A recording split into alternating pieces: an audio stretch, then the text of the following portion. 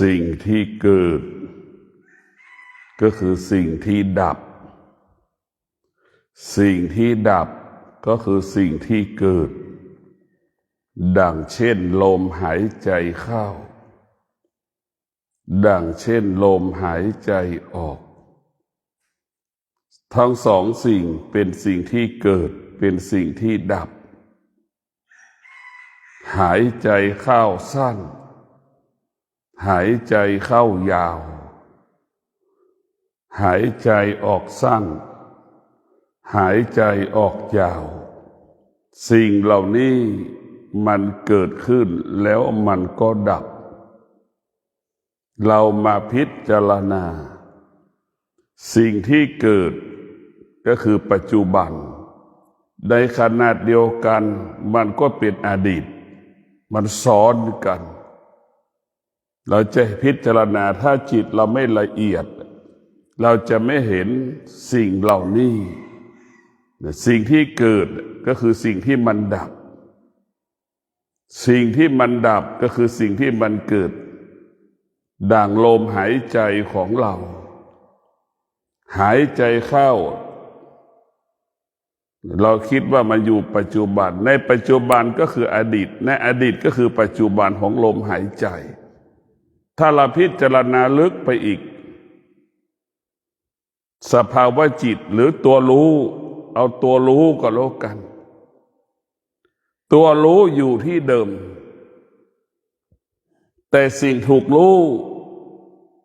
มันเปลี่ยนแปลงเช่นคนเข้าบริษัทรู้ออกรู้แต่ไอ้ตัวรู้ตัวนั่นแหละมันอยู่เหนือสิ่งที่เรารู้คงสภาพเดิมเสมอจึงไม่มีการเปลี่ยนแปลงเราจะเห็นได้ว่ารู้เข้าก็เป็นปัจจุบันออกก็เป็นปัจจุบันแต่ส่วนสิ่งที่มันรู้หรือสติเป็นสิ่งที่รู้อยู่เหนืออดีตอยู่เหนือปัจจุบันในตัวสติไม่มีอดีตไม่มีอนาคตไม่มีปัจจุบันมันอยู่กึ่งกลางเราจะสังเกตพิจารณาตัวรู้ทั้งหลายมันรู้คงสภาพเดิมไม่เปลี่ยนแปลงเหมือนยามเฝ้าบริษัทประตูบริษัทอยู่ยามต้องอยู่เสมอสิ้นนั่นแหละตัวรู้ก็รู้เสมอรู้เสมอเพราะฉะนั้นพวกเราต้องพิจารณาว่าตัวรู้อยู่เหนือปัจจุบันอยู่เหนือปัจจุบันก็เหมือนจิตตรงนั้นไม่มีอดีตไม่มีอนาคตไม่มีปัจจุบันจิตที่มาเข้าถึงสูงสุดแล้วไม่มีอดีตไม่มีอนาคตไม่มีปัจจุบันจิตนั้นจะอยู่เหนือสิ่งที่จิตรู้จิตจะไม่เกิดอาการจิตจะไม่สำแดงอาการที่จิตมันรู้แต่พวกเราต้องพิจารณาสภาพจิตที่มันเป็นเช่นนี้ก็คือจิตที่มันมีปัญญาจิตที่มันมีสมาธิที่เราเรียกว่าสติสมาธิปัญญาจะทำให้จิตเราละเอียดเหมือนเราเห็นว่าเห็นกายในกายเห็นธรรมที่เกิดขึ้นในกายเห็นความเสื่อมที่เกิดขึ้นในกายของเราพวกเราทั้งหลายจิตมันเราต้องละเอียดคำว่าละเอียดก็เหมือนว่าผลไม้ที่มันสุกคำว่าละเอียดก็คือผลไม้ที่มันสุกถ้าไม่ละเอียดก็เหมือนผลไม้ที่มันดิบมันแตกต่างกันพวกเราทั้งหลายต้องพิจารณาดูเราต้องมีเวลาที่จะพิจารณากับสิ่งเหล่านี้คำว่าพิจารณาได้เป็นศัพท์ของธรรมะภาคปฏิบัติคำว่าความคิดของธรรมะภาคปฏิบัติเขาจะไม่ใช้กันพวกเราจะใช้คำว่าพิจารณาพิษมีสติรู้หายใจเข้าหายใจออกสั้นรู้ ยาวรู้ทั้งออกทั้งสั้นนี่แหละละหยาบก็รู้ละเอียดก็รู้นั่นแหละเพราะนั้นศัพท์ถ้าเราต้องไปรู้ศัพท์ที่พ่อแม่ครูบาอาจารย์มาสอนใช้คำว่าพิจารณาเขาจะไม่พูดว่าใช้ความคิดเป็นเรื่องของกิเลสความคิดเป็นของที่มันหยาบคำว่าพิจารณาเนี่ยเป็นศัพท์ของพ่อแม่ครูบาอาจารย์ใช้คำว่าพิจารณาดังคำว่าปฏิสังขายโยนิโสเราพิจารณาอาหารพิจารณาเสื้อผ้าจีวรของเราพระเครื่องนุ่งห่มพิจารณาทุกอย่างสิ่งที่ตามันเห็นพิจารณาทุกอย่างที่หูมันรู้พิจารณาทุกอย่างที่จมูกมันสัมผัสกับกลิ่นใช้คำว่าพิจารณาพวกเราต้องมีสติก็คือตัวรู้สมาธิเป็นตัวขยายผลขององค์ความรู้เช่นตามันเห็นรูปตาจะต้องพึ่งพาสมาธิในพวกเราทั้งหลายสมาธิขยายผลสิ่งที่ตามันสัมผัสกับรูปหรือสิ่งที่มันกระทบกับตานี่แหละพวกเราต้องพิจารณาสมาธิจะขยายผลอยากเห็นสมาธิก็เหมือนคนที่สายตาสั้นแล้วใส่แว่นตานั่นแหละมันแตกเราลุกดูกันแล้วกันว่าล่ะคือสมาธิขยายผลการรับรู้ของตาสมาธิขยายผลการรับรู้ของหูได้ยินเสียงนะมันจะต้องขยายผลสมาธิขยายผลการรับรู้ของจมูกขยายผลการรับรู้ของลิ้นขยายผลการรับรู้ของกายที่มีของแข็งมากระทบของร้อนมากระทบของเย็นมากระทบกายจิตมันรู้สึกสารพัดความรู้สึกเราจะใช้สมาธิไปขยายในพวกเราทั้งหลายเราจะสังเกตได้คนที่มีสมาธิคนที่มีสมาธิสามารถเอาได้สอดรูเข็มได้ครั้งเดียวคนที่ไม่มีสมาธิไม่สามารถเอาได้สอดรูเข็มได้1 ครั้งอย่างน้อยก็5-6 ครั้งกว่าจะสอดเข้ารูเข็มได้เราจะเห็นได้ว่าคนที่มีสมาธิเขาว่าแม่นยำจะเกิดขึ้นแต่พวกเราทั้งหลายสมาธิก็เปรียบเสมือนคณะกรรมการคณะกรรมการตัดสินสมาธิมันก็อยู่ในคำว่ายุติธรรมนั่นแหละสมาธิก็หมายถึงคำว่ายุติธรรมก็เกิดในตัวสมาธิถ้าคณะกรรมการไม่มีสมาธิก็ตัดสินใจผิดพลาดนะเรียกว่าสมาธิจะให้ความเป็นธรรมเมื่อตารับรู้สมาธิจะให้ความเป็นธรรมแก่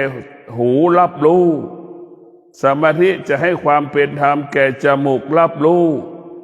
อายตนะทั้งหลายที่มันรับรู้สมาธิจะให้ความเป็นธรรมเมื่อเรามีสมาธิแล้วเราจะไม่ด่วนตัดสินใจใดๆเมื่ออายตนะตาหูจมูกลิ้นกายใจมันสัมผัสรู้สึก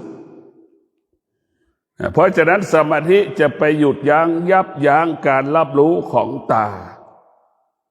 เราจะเห็นว่าสมาธิก็เหมือนคนสมาธิก็เปรียบเสมือนห้องแลบวิทยาศาสตร์ห้องกรรมฐานก็เหมือนห้องแลบแต่พวกเราทั้งหลายสมาธิก็เปรียบเสมือนกล้องที่ขยายผลที่เราเอาเจาะเลือดมันต้องไปอาศัยห้องแลบเจาะแต่พวกเราทั้งหลายเครื่องมือการแพทย์จะดีเลิศประเสริฐสักปันใดก็สู้คนที่มีสมาธิไม่ได้ในพวกเราทั้งหลายเพราะฉะนั้นมนุษย์ทั้งหลายจะไปติดในเครื่องมือเราคิดว่าเครื่องมือนั้นจะทำให้เรานั้นให้เกิดคำว่าสำลิดผลไม่ได้ดังห้องแลบเราไปอาศัยสายตาเราวิเคราะห์กับเราไปอาศัยเครื่องวิเคราะห์เนี่ยมันต่างกันในพวกเราถ้าตาเรามีสมาธิเนี่ย เขาว่าแม่นยำในการตัดสินใจในเลือดของเราที่เราเอาไปเข้าห้องแลบเนี่ยแต่เราจะรู้เลยว่าเป็นเบาหวานเป็นความดันเป็นสารพัดเป็นเชื้อโรคต่างๆไขมันในเลือดมันจะรู้เลยเพราะฉะนั้นหมอที่เก่งคือหมอที่มีสมาธิในพวกเราทั้งหลายหมอที่ไม่มีสมาธิเป็นหมอที่ไม่เก่งคนที่เก่งก็คือคนที่มีสมาธิคนที่ไม่มีสมาธิเป็นคนที่ไม่เก่งเพราะนั้นสมาธิมันเรื่องปัจจุบันส่วนการศึกษาเป็นเรื่องของอดีตนะมาแล้วพวกเราจะเห็นได้ว่ายามใดที่เรามีสมาธิเราจะใช้เวลาสั้นๆเช่นอ่านหนังสือนี่แป๊บเดียวเราก็เสร็จหรือเราจะเครื่องจักสานอย่างนี้ถ้าเรามีสมาธิเราก็ใช้เวลาสั้นๆเราจะเห็นว่าสมาธิมันเป็นประโยชน์เกิดประโยชน์ต่อการดำรงชีพของเรา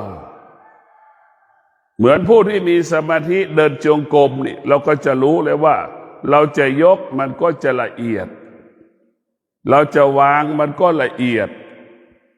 เราจะถูกพื้นมันก็ละเอียดเห็นไหมคำว่าละเอียดมันจะเกิดมันจะเบามันจะไม่หนักมันจะเบาเหมือนสำลีวางหล่นลงพื้นมันเบาแบบเท้าของเราจะเบาแบบนั้นใจของเราก็จะเบาเหมือนสำลีนั่นแหละพวกเราทั้งหลายอารมณ์ความรู้สึกของเราก็เบาสบายเหมือนสำลีนั่นแหละเนี่ยพวกเราทั้งหลายกระแสลมนี่มันแรงกว่าสำลีที่ตกพื้นอีกนะพวกเราต้องพิจารณาว่าสมาธินี่มันมีบทบาทต่อการดำรงชีวิตไม่ว่านักพจน์นักบวชชาวบ้านเหมือนกันหมดทุกคนทั้งโลกอาศัยสมาธิทุกคนทั้งโลกใช้สมาธิกันสมาธินั้นต้องอาศัยกระบวนการขั้นตอนผ่านตาหูจมูกลิ้นกายใจเห็นไหมเราเห็นสมาธิไหมมันก็เหมือนแร่ยูเรเนียมที่อเมริกากำลังเปิดปัญหากับอิหร่านนั่นแหละมันจะเป็นทำนิวเคลียร์นั่นแหละพวกเราทั้งหลายแกนของสมาธิก็เป็นเช่นนั้นแหละพวกเราทั้งหลายยอดของสมาธิมันสำคัญที่สุดแกนสมาธิมันสำคัญที่สุดผู้ที่มีสมาธิจะรู้ที่คนอื่นเขาไม่รู้เห็นที่คนอื่นเขาไม่เห็นทำที่คนอื่นเขาทำไม่ได้เพราะคนที่มีสมาธิแตกต่างจากคนที่ไม่มีสมาธิในพวกเราต้องพิจารณาว่าตัวสมาธิได้สำคัญมันต้องอาศัยตาเป็นเครื่องกรองต้องอาศัยหูเป็นเครื่องกรองต้องอาศัยจมูกเป็นเครื่องกรองต้องอาศัยลิ้นเป็นเครื่องกรองต้องอาศัยกายเป็นเครื่องกรองต้องอาศัยจิตเป็นเครื่องกรองเห็นไหมมันจึงผ่านขั้นตอนตั้ง6 ขั้นตอนสมาธิก็เปรียบเสมือนน้ำที่เราดื่มเห็นไหมพวกเราทั้งหลายน้ำที่เราดื่มนั้นมันแตกต่างกันอย่างไรแต่มันใสและมีความสุขในการกินเห็นไหมไม่ต้องลังเลไม่ต้องสงสัยมาเราดื่มน้ำในขวดอึกเลยเห็นไหมนั่นแหละสมาธิก็จะเป็นเช่นนั้นนะพวกเราทั้งหลายแม้กระทั่งปัญญาก็จะเป็นเช่นเดียวกับน้ำที่เราดื่มเราปราศจากความรู้สึกและไม่มีเหตุผลกับมันผู้ที่หลุดพ้นก็เป็นอย่างนั้นแหละพวกเราทั้งหลายหลุดพ้นคำว่าหลุดพ้นเราไม่ต้องสงสัยอะไรสักอย่างเหมือนเราดื่มน้ำในขวดเราไว้ใจเชื่อใจน้ำแล้วก็ดื่มน้ำปึ๊กนั่นแหละไม่ต้องสงสัยอะไรทั้งสิ้นมีความสุขในการดื่มน้ำได้แหละความพวกเราหลุดพ้นก็คงเป็นลักษณะเช่นนั้นในความเข้าใจที่ผมพิจารณาเราไม่ต้องสงสัยไม่ต้องมีเหตุไม่ต้องมีผลกับน้ำที่เราดื่มผู้ที่มีปัญญาผู้ที่มีสมาธิก็จะเป็นเช่นนั้นคำว่าสมาธิก็จะใสดั่งน้ำที่เราดื่มผู้มีสมาธิรู้สิ่งใดเห็นสิ่งใดไม่สงสัยเห็นสิ่งนั้นชัดเจนก็รู้ว่ามันเป็นปกติของมันเช่นไฟมันก็เป็นปกติของมัน น้ำก็เป็นปกติของมันลิงก็เป็นปกติของมันช้างก็เป็นปกติของมันไก่ก็เป็นปกติของมันจึงเกิดคำว่าผู้ที่มีสติมีปัญญาเข้าใจความเป็นปกติของสรรพสิ่งที่มีอยู่บนโลกใบนี้ก้อนหินมันก็หนักกับปกติของมันอย่างนี้นี่แหละคือผู้ที่ฝึกฝนจิตอบรมจิตจงจิตนั้นมีสมาธิจิตนั้นมีปัญญาจิตนั้นจึงจะไม่มีเหตุไม่มีผลกับสิ่งที่สัมผัสรู้สึกสิ่งที่มีชีวิตสิ่งไม่มีชีวิตที่มันกระทบกับที่เรารับรู้เราจะไม่มีเหตุผลกับมันเพราะฉะนั้นพวกเราทั้งหลายต้องพิจารณาความคิดเหมือนเราเห็นน้ำที่มันมีเครื่องเปื้อนในขวดก็ดีน้ำเปื้อนในขวดนี่เราจะกินแบบขยะแขยงแต่น้ำในเปื้อนในลำโพงเรากินได้แบบสะใจมันต่างกันอย่างไรล่ะพวกเราพิจารณาดูเอา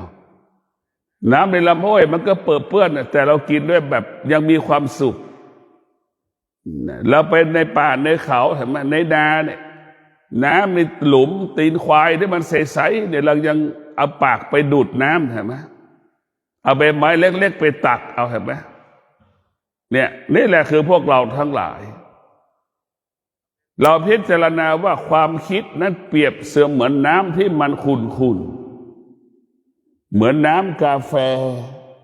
เราเห็นน้ำกาแฟเนี่ยเราเอาเหรียญบาทใส่นั่นเรามองไม่เห็นเหรียญบาทเลยนะความคิดก็เป็นเช่นนั้นมันไม่ละเอียดมันมองไม่เห็นใช่ไหมความคิดให้เราผิดพลาดตลอดเวลามันมองไม่เห็นตรงข้ามกับสมาธิเหมือนน้ำที่เราดื่มเห็นไหมแล้วเอาเม็ดข้าวสารไปหยอดลงในขวดน้ำเนี่ยเราจะเห็นเม็ดข้าวสารตั้งแต่ปากขวดมันดิ่งลงก้นขวดเราเห็นหมดเลยนี่แหละเราพิจารณาดูเหมือนน้ำทะเลลึก5-6 เมตรเราจะมองเห็นสัตว์ปลาเห็นไหมเห็นปลาอยู่ในทะเลที่มันน้ำเลทะเลมันใสเห็นไหมเรายังเห็นอยู่เนี่ยสมาธิก็จะเป็นเช่นนั้นแหละพวกเราทั้งหลายเราจะเห็นลึกเห็นกว้างเห็นไกลรู้ลึกรู้กว้างรู้ไกลเหมือนน้ำทะเลลึก5 เมตรเราก็เห็นหมดปลาสีต่างๆตัวเล็กตัวน้อยหินสีต่างๆที่อยู่ในก้นทะเลที่เรามองลึก5 เมตรเห็นหมดเลยนั่นแหละคือสมาธิมันจะต่างกันนะพวกเราความคิดเหมือนน้ำกาแฟเข้มลึกไม่เกิน3 นิ้วแต่เอาเหรียญ1 บาทใส่มองไม่เห็นนั่นแหละมันขุ่นแต่สมาธิมันจะความคิดมันจะขุ่นมันหยาบเพราะฉะนั้นละคนส่วนมากใช้ความคิดเมื่อใช้ความคิดตาเห็นรูปไปตัดสินใจก็ผิดพลาดเห็นวัตถุสิ่งของใดๆก็ผิดพลาดนะหูได้ยินเสียงแล้วไปตัดสินใจก็ผิดพลาดจมูกสัมผัสกับกลิ่นเราตัดสินใจก็ผิดพลาดแต่พวกเราทั้งหลายพิจารณานี่แหละความคิดจึงทำให้ชีวิตเราผิดพลาดตลอดกาลเวลาความคิดกลายเป็นผู้สร้างภาระสร้างปัญหาให้กับชีวิตของเราแต่มันผิดพลาดเพราะเรามีใช้ความคิดและเช่นเราความคิดมันใช้แต่ตาเช่นตาเห็นรูปเนี่ยมันก็เข้าใจว่าคนที่เราเห็นคนผมยาวเป็นผู้หญิงอย่างเงี้ยเนี่ยเราก็พิจารณามันตึงผิดพลาดเราเข้าใจว่าตาของเราเห็นรูปเห็นลักษณะคนผมสั้นเราก็เข้าใจว่าเป็นผู้ชายอย่างนี้นี่คือมันผิดบทเลยเดี๋ยวนี้พวกเราทั้งหลายทุกวันนี้มันผิดรูปมันผิดนามเราจะใช้ลักษณะคำว่าผมยาวเป็นสัญลักษณ์ของผู้หญิงนี่ไม่ได้เราจะใช้คำว่าลักษณะของคนผมสั้นได้เป็นผู้ชายเป็นไปไม่ได้ในพวกเราทั้งหลายมันดูไม่ออกเลยนี่เป็นหญิงเป็นชายเดี๋ยวนี้มันเพี้ยนกันหมดผิดรูปผิดนามในพวกเราต้องพิจารณาว่ามันเพี้ยนกันหมดต้องพิจารณามันเพี้ยนกันแล้วเพราะอะไรเพราะพวกเราทั้งหลายมันอยู่ในภายใต้การเปลี่ยนแปลงชีวิตเรามนุษย์อยู่ภายใต้การเปลี่ยนแปลง แต่บุคคลที่มีสมาธิกับมีปัญญานี่จะอยู่เหนือการเปลี่ยนแปลงหรือการเปลี่ยนแปลงไม่มีค่าสำหรับผู้ที่มีสมาธิผู้ที่มีปัญญาเพราะฉะนั้นผู้ที่มีสมาธิผู้มีปัญญาจึงคงความสงบในการรับรู้สิ่งใดกายกับจิตก็สงบกายกับจิตจะไม่เกิดอาการไม่สำแดงอาการเพราะกายก็รู้สัมผัสมาแล้วว่ามันร้อน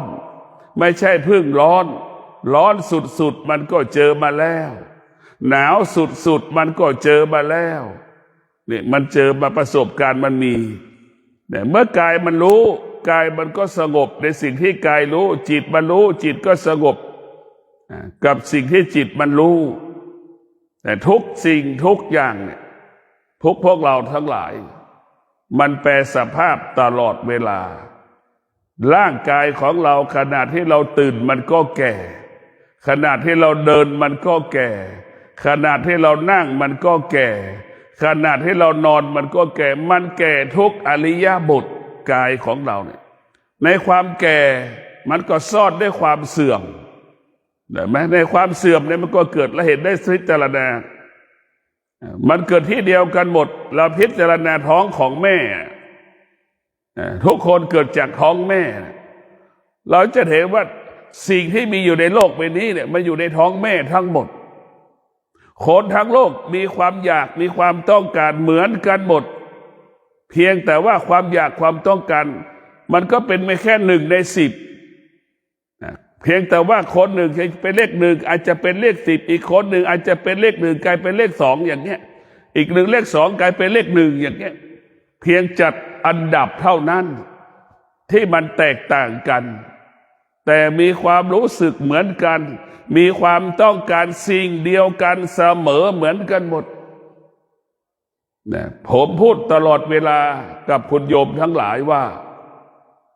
โยมเป็นเช่นไรเราก็เป็นเช่นนั้นแต่เรากับโยมแตกต่างกันเนี่ยรู้สึกสิ่งใดเนี่ยเราจะมีความรู้สึกระยะเวลาอันสั้นแต่โยมส่วนมากรู้สึกสิ่งใด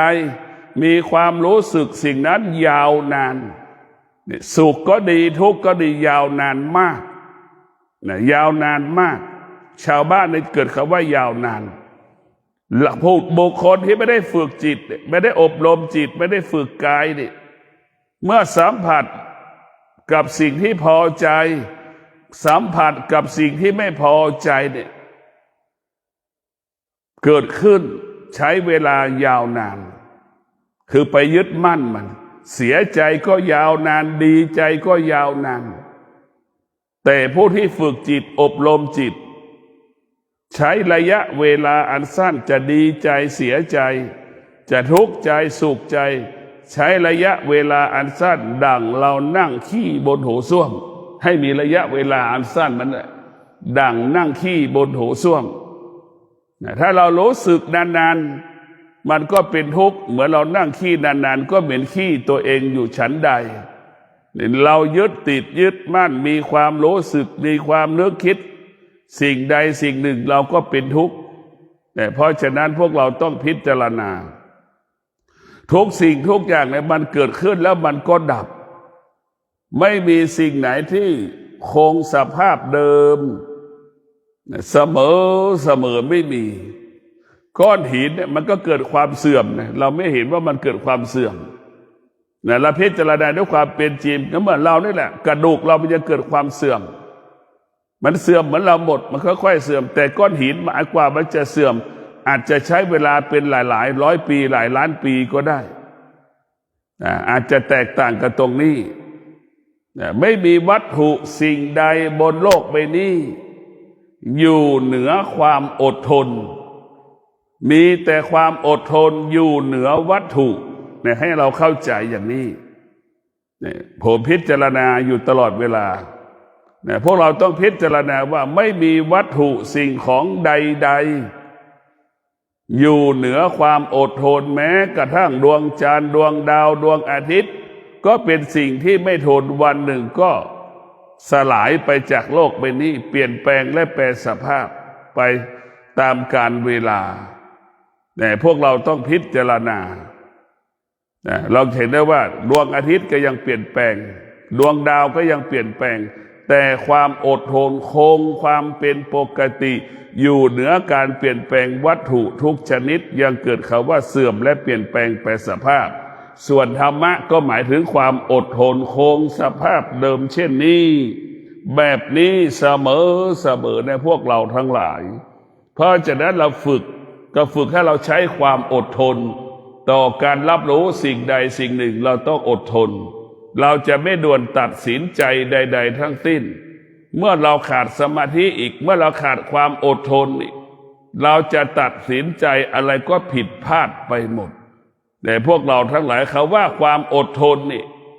เป็นรากเหง้าของคำว่าคุณภาพประสิทธิภาพเมื่อเรามีความอดทนนี่เท่ากับเรามีเวลาวางแผนการจัดการวางแผนการจัดการเช่นเราจะไปซ่อมรถต่างจังหวัดอย่างนี้บนเขาอย่างนี้เราต้องมีสติและมีความอดทนเตรียมวัสดุเครื่องมือต่างๆที่จะไปซ่อมรถอยู่บนเขาจะต้องละเอียดต้องปาณีตต้องสุขุมต้องรอบคอบเห็นไหมแต่คำว่าความอดทนมันก็เหมือนสมาธินั่นแหละทั้งสมาธิและความอดทนมันก็ต้องอาศัยกันอาศัยธรรมหมดพึ่งพาสิ่งเดียวกันหมดในพวกเราทั้งหลายเราเห็นว่าสมาธิมันถ้าไม่มีความอดทนสมาธิก็ไม่เกิดเห็นไหมและมันต้องต่อเนื่องสืบเนื่องกันแต่ถ้าไม่มีวิริยะภาคเพียรสมาธิก็ไม่เกิด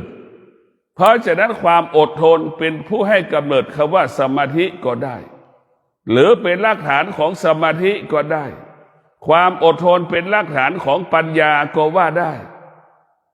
เพราะนั้นเราจะเห็นพระพุทธเจ้าบำเพ็ญเพียรเห็นไหมพระเจ้า10 ชาติบำเพ็ญเพียรสัจจะบารมีเห็นไหมวิริยะบารมีขันติบารมีเราจะเห็นได้ชัดเจนเลยเพราะฉะนั้นรวมกันหมดของเรานี่เอาพระพุทธเจ้า500 ชาติเอาพระพุทธเจ้า10 ชาติมันรวมกันแค่ไม่กี่ชั่วโมงมันจะรู้ธรรมเห็นธรรมได้อย่างไรพระพุทธเจ้าบำเพ็ญเพียรมาทุกภพทุกชาติตั้งแต่500 ชาติ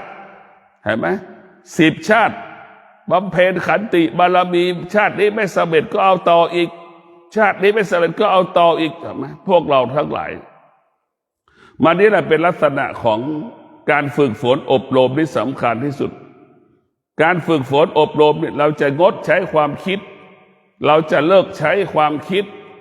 เรารู้ว่าความคิดเป็นสิ่งที่เป็นพิษต่อชีวิตความคิดเป็นสิ่งที่เป็นโทษกับชีวิตโดยเฉพาะคำว่าการศึกษาวิทยาศาสตร์เป็นการใช้ความคิดทั้งสิ้นความคิด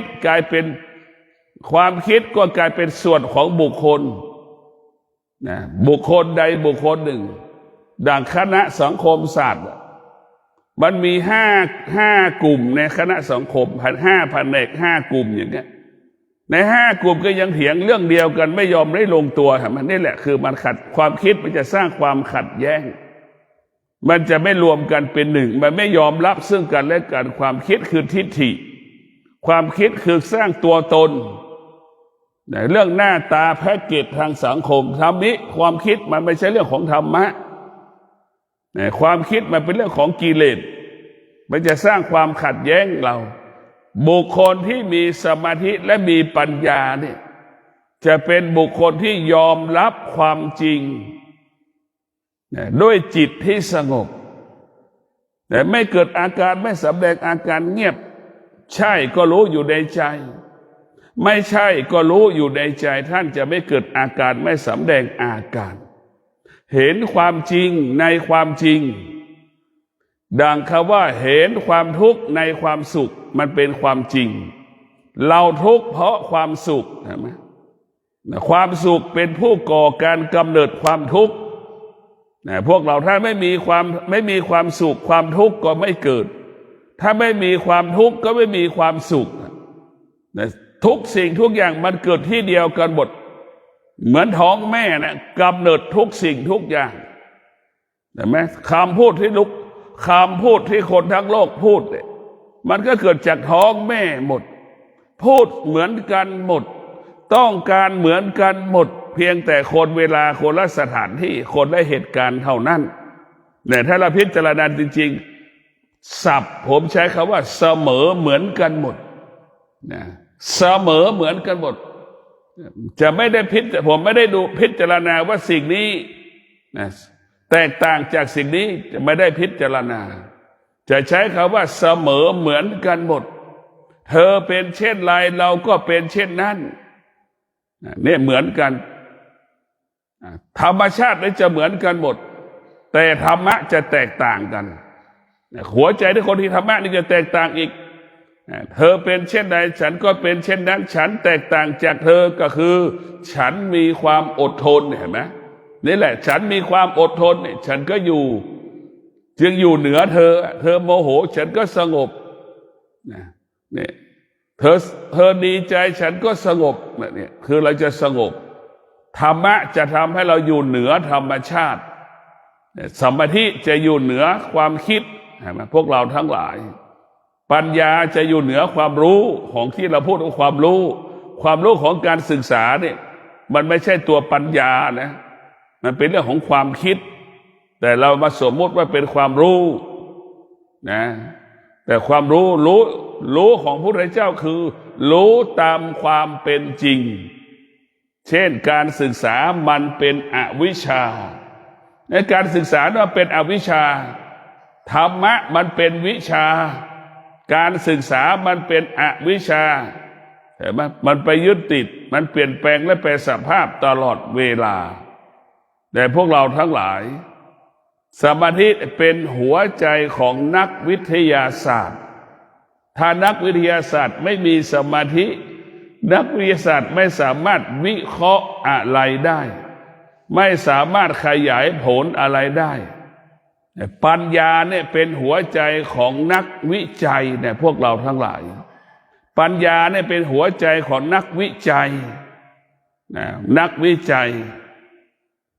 เราจะเห็นว่าความอดทนเนี่ยเปรียบเสมือนคนที่ไปเก็บงานวิจัยนั่นแหละถ้าคนไหนอดทนจะได้เข้าถึงความจริงได้รู้ความจริงดังนักเป็นผู้ที่เก็บข้อมูลนักแล้วว่านักเก็บข้อมูลของวิจัยนั่นแหละงานทำงานวิจัยเนี่ยความอดทนวิริยะภาคเพียรเนี่ยจะทำให้เราถึงข้อมูลความจริงเข้าถึงเหตุการณ์แห่งความจริงเนี่ยเราพิจารณาดูพวกเราทั้งหลายเราจะเห็นได้อย่างอิสราเอลเนี่ยมันถล่มผู้นำอิหร่านเนี่ยพวกเราทั้งหลายเขาใช้สมาธิเขาใช้ปัญญาเขาใช้ความอดทนมากมายมหาศาลนะเราใช้ความอดทนมันจึงใช้สมาธิพวกเราทั้งหลายมันจึงใช้เมื่อเรามีความอดทนเมื่อเรามีสมาธิเนี่ยมันจะเกิดคำว่าแม่นยำแม่นยำเลยแหละพวกเราพิจารณาดูเราจะแม่นยำมากคนที่เก่งคณิตศาสตร์คนนั้นต้องมีสมาธิเป็นเลิศพวกเราทั้งหลายคนที่มีเก่งคณิตศาสตร์คำว่าเก่งเนี่ยมันต้องประกอบไปด้วยสมาธิคนที่เก่งและไม่มีสมาธิไม่มีในโลกแต่การศึกษามันไม่เคยเห็นสมาธิธรรมะจึงเป็นผู้อยู่เบื้องหลังชีวิตของมนุษย์ธรรมะเปรียบเสมือนผู้จัดการละครน่ะเห็นไหมธรรมะเปรียบเสมือนผู้เขียนบทละครธรรมชาติเปรียบเสมือนตัวละครมันเล่นมันเป็นพระเอกนางเอกเป็นผู้ร้ายเป็นโจรเป็นพ่อเป็นแม่นั่นแหละคือธรรมชาติจะเป็นตัวละครธรรมะเป็นผู้กำกับตัวละครเนี่ยธรรมะอยู่เบื้องหลังความสำเร็จทุกๆเรื่องก็คือธรรมะเกิดจากธรรมะหมดแต่คนไม่เคยเห็นธรรมะคนเข้าใจว่าเป็นความคิดของตนเองความใครก็คิดได้ใครก็คิดได้เหมือนกันหมดไอ้ที่ความคิดเหมือนกันมันถูกต้องแต่ความคิดที่มันคิดที่คนเขาคิดคนไหนมีสมาธิมากคนนั้นได้เปรียบแต่พวกเราเหมือนคนที่มีสมาธิเจ้าของบริษัทมีความฉลาดในการจะเลือกคน2 คนนี้ก็เกียรตินิยมเช่นจุฬา อีกคนนี้ก็ได้เกียรตินิยมจุฬาแต่ไม่รู้จะเลือกใครเนี่ยเกียรตินิยมเหมือนกันเสมอกันหมดสถาบันเดียวกันหมดไอ้เจ้าของกิจการผู้จัดการผู้บริหารมันฉลาดมันก็จะเอากระดาษ A4 1 แผ่นให้ไปอ่านเนื้อหาในกระดาษ A4 แล้วให้คน2 คนเนี่ยมาเล่าเหตุการณ์ที่ในกระดาษ A4 มันว่าอย่างไรบ้างคนที่มีสมาธิจะจดจำเนื้อหาสาระที่ในกระดาษ A4 ได้อย่างละเอียดมีขั้นมีตอน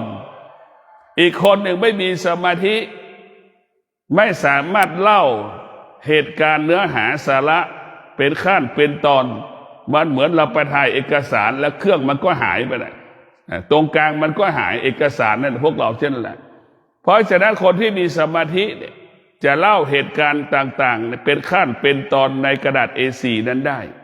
คนที่มีสมาธิจะเป็นคนที่มีความละเอียดในการจดจำจะเล่าได้เป็นฉากคนที่ไม่มีสมาธิหรือมีสมาธิน้อยเนี่ยเห็นไหมจะเล่าไม่ได้ปฏิติดประต่อกระท่อนกระแท่นเราจะเห็นได้ว่าคนที่ฉลาดจะใช้กระดาษ A4 เลือกคน2 คนไหนที่มีสมาธิมากก็สามารถอ่านและก็เล่าเนื้อหาสาระนั้นได้คนที่มีสมาธิน้อยก็ไม่สามารถเล่าเนื้อหาสาระ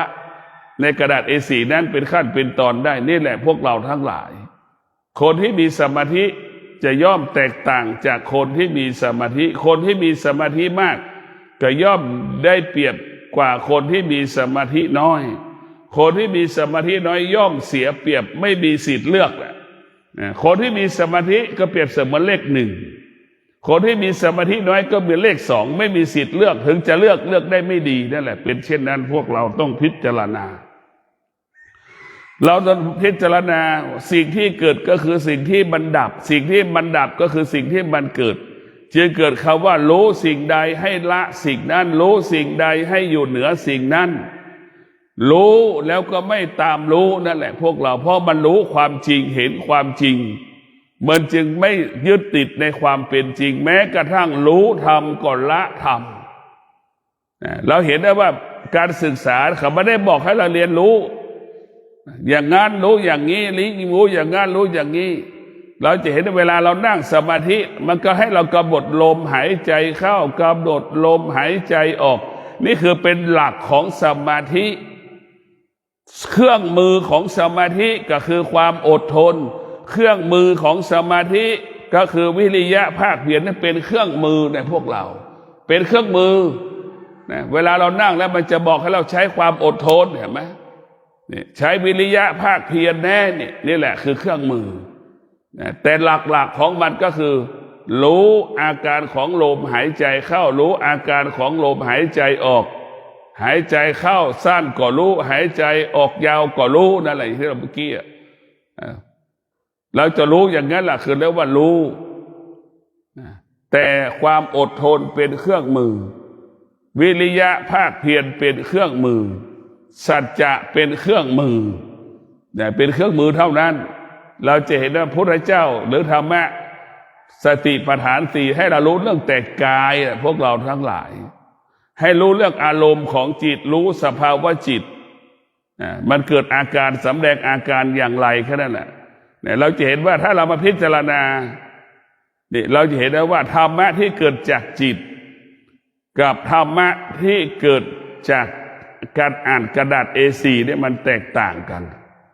เนี่ยพวกเราทั้งหลายแตกต่างกันนะกระดาษ A4 มันบอกว่ามะม่วงมันหวานมันคุยโม้โวอวดเห็นไหมเหมือนแล้วพวกเราทั้งหลายเนี่ยจำนวนมากมานั่งเนี่ยล้วนไปซื้อของออนไลน์หมดเห็นไหมเราถูกมันหลอกกี่รายล่ะของซื้อของออนไลน์ล่ะนั่นแหละพวกเราทั้งหลายพิจารณาดูมันจะหลอกเราหมดทุกสิ่งทุกอย่างเป็นภาพลวงตาแต่ถ้าเรามีสมาธิมีปัญญาเราจะไม่ถูกสิ่งใดหลอกเราจะเกิดคำว่ารู้อยู่เหนือรู้นั่นแหละ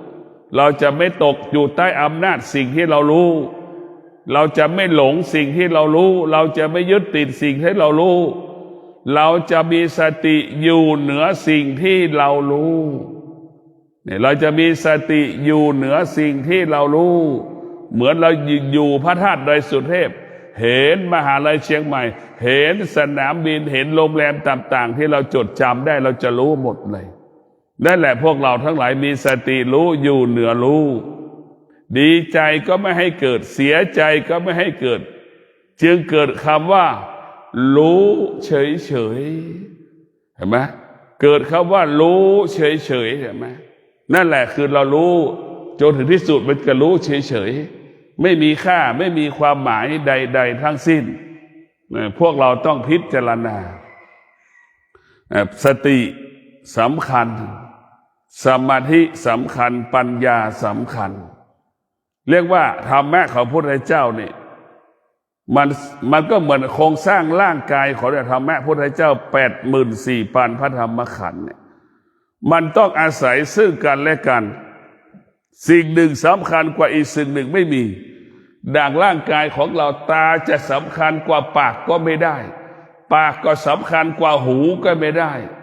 หูจะสำคัญกว่าลิ้นก็ไม่ได้แต่เราเห็นได้ว่าธรรมะ80,000นี่มันจะสอดคล้องกันหมดต่อเนื่องสืบเนื่องเหมือนคนเรานี่มันก็เกิดมาแค่หนึ่งคนเนี่ยมันก็ตายแล้วก็เกิดตายแล้วก็เกิดมันก็ขยายผลนะคนที่เกิดกับคนที่ตายน่ะมันสายเลือดเดียวกันมันสืบเนื่องเดียวกันอ่ะพวกเราต่อเนื่องสืบเนื่องเหมือนตระกูลของเราสายเลือดของเราน่ะคนเดียวน่ะตายเกิดสืบเนื่องต่อเนื่อง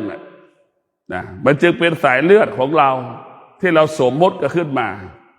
นะสายเลือดแต่ละคนก็มีสายเลือดของตัวเองนั่นแหละสายพันธุ์ของตนเองสืบเนื่องต่อเนื่องมาเป็นเราเพราะฉะนั้นความอดทนก็มีความสำคัญต่อการนั่งสมาธิวิริยะภาคเพียรก็มีความสำคัญต่อการนั่งสมาธิทั้งความอดทนวิริยะภาคเพียรจึงทำให้เขาว่าสมาธิจึงเป็นรากฐานของปัญญาสมาธิจึงเป็นรากฐานของปัญญาให้พวกเราได้พิจารณาแต่ทุกสิ่งเรียกว่าสรรพสิ่งทั้งปวงที่อุบัติเกิดขึ้นบนโลกใบนี้แม่น้ำป่าไม้ภูเขาอากาศมีความสำคัญเสมอเหมือนกันหมดไม่ว่ามนุษย์และสัตว์มนุษย์ก็ต้องอาศัยแม่น้ำป่าไม้ภูเขาอากาศสัตว์งัวควายช้างม้าก็อาศัยแม่น้ำป่าไม้ภูเขาอากาศเช่นเดียวกับมนุษย์